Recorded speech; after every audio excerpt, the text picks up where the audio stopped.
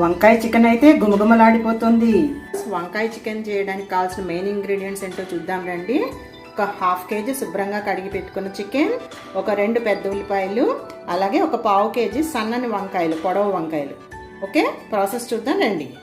ముందుగా స్టవ్ మీద కళాయి పెట్టుకొని 4 స్పూన్లు ఆయిల్ వేసుకొని ఉల్లిపాయ ముక్కలు వేసి ఫ్రై అయిన తర్వాత 1 స్పూన్ అల్లం వెల్లుల్లి పేస్ట్ వేసి ఫ్రై చేసి దానిలో చికెన్ వేసేయాలి.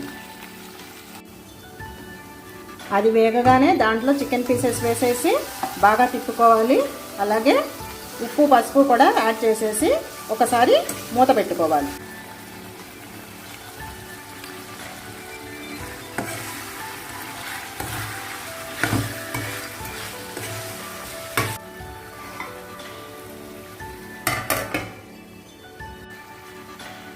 చికెన్లోని వాటర్ అంతా ఎగిరిపోగానే సన్నగా కోసి పెట్టుకున్న ఉప్పు నీళ్ళలో వేసి పెట్టుకున్న వంకాయ ముక్కలు వేసేసి బాగా తిప్పాలి.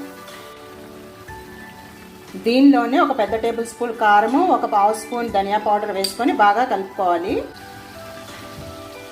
తగినంత వాటర్ పోసి మూత పెట్టుకొని చికెన్ బాయిల్ అయ్యే వరకు ఉంచుకోవాలి.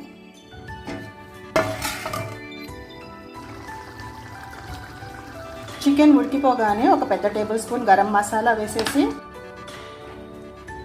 కొత్తిమీరతో గార్నిష్ చేసి మూత పెట్టుకోవాలి. అంతే, మన టేస్టీ వంకాయ చికెన్ రెడీ.